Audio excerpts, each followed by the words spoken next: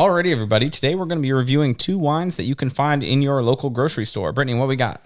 We got two Cabernet Sauvignons, which are very popular in the U.S. Yeah, probably the most consumed wine. Let's get to it. Let's do it.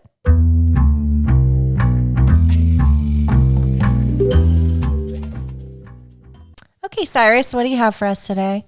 Right, so this is the 2019 Cabernet Sauvignon by Educated Guess. It's the North Coast variant. We saw 3 or 4 of these at the grocery store that went in varying price points from California Cabernet Sauvignon all the way up to Napa Valley, and this was kind of something a little bit more affordable, but in our price range. So, yeah.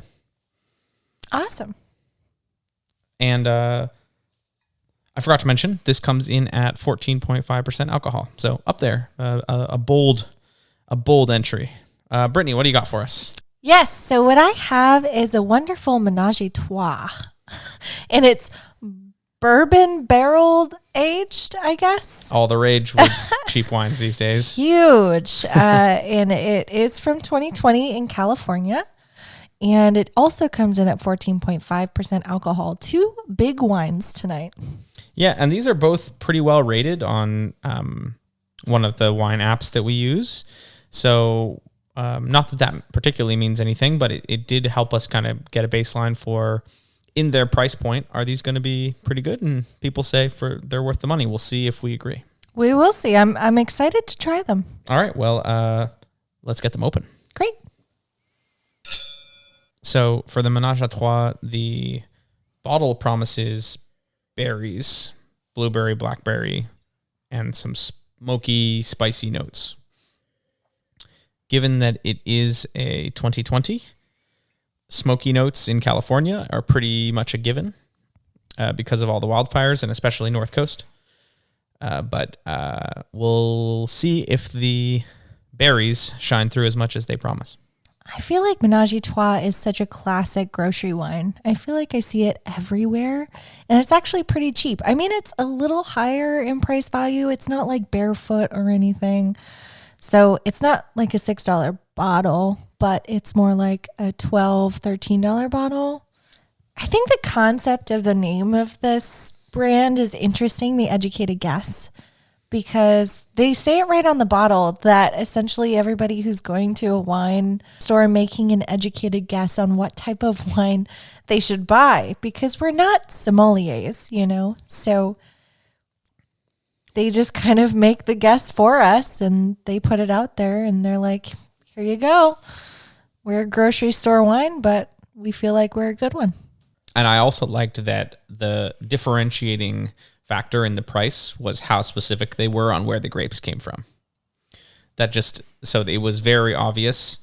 The lowest priced one was it was Californian. So the grapes can come from anywhere in California. Then the next price up was North Coast. That was this one. The grapes come anywhere in the North Coast. And then, the top price one was anywhere in Napa County. And then the top was like anywhere from this specific hillside in Napa Valley, right? And so I think that was very cool to see what you're paying for effectively. Yeah, and just how specific they are in terms of how they price it. It's just so clear what they're doing. Yeah, for sure. Alrighty, so Brittany, Menage a Trois. Menage a Trois, was it sweet? It was very sweet. As it should be. No, but seriously, I think that the smells were very overwhelming. It was multiple things at one time. I think that it was sugary, it was berry, it was bright, which is weird for me. I think it was more bright in the taste. When I took a sip, I immediately got the sugar. I got some fruits in there. I definitely feel like I got plum and blackberry, but it didn't feel super sophisticated. Like, it didn't feel like full-on crushed berries to me. It almost felt like Kool-Aid. I was going to say vanilla cake or like a berry cake. Yes. Yeah. I think that they did, on their tasting notes, they mentioned like spices. And I think that the bourbon barrel aging, even though it says 3 months, I think that definitely lent vanilla and baking spices. I'm less with them on the berry. Like you said, I think it was more just sugar. Yeah, it was definitely more like sugary, but I also did get some spices and stuff. So there was a lot going on. There was a lot of complexity. I think that it's a fine wine. Totally. For the price point, there was a lot more complexity than I was expecting, actually. And there was certainly some residual sugar left over. It's not a low-calorie wine. No. But I think that they didn't overdo it on the oak with the bourbon barrel like some of the other ones. I think it's certainly there with all that vanilla and baking spice, but they didn't overdo it. And then, like you said, a little bit of bright acidity to hide the alcohol. Yeah, it was almost kind of fresh, and I did not taste any alcohol. No, zero taste in the alcohol. Which so is much sugar to hide that. nuts with 14.5%. Yep. So if you don't want to taste alcohol and you like sweet wines, here you go. Yeah. Well, what about our second wine here? Oh, man. Well, I think that overall, generally, I felt that it was well-rounded. Like, I think that it had an interesting element of saltiness to it that I got.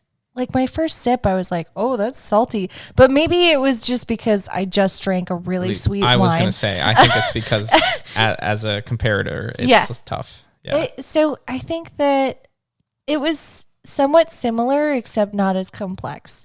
I think that it was more mellow, but it was more of a Cabernet Sauvignon that I'm used to. Yeah. Because it was more well-rounded. Yeah, for sure. And there were a touch of tannins with the educated guess. There weren't any tannins to speak of on the Ménage à Trois. Right. And there were a lot more of, like, I would say, stewed fruit versus the bright, fresh acidity from the berries on the first one. It felt more, berries. It did feel more sophisticated a bit.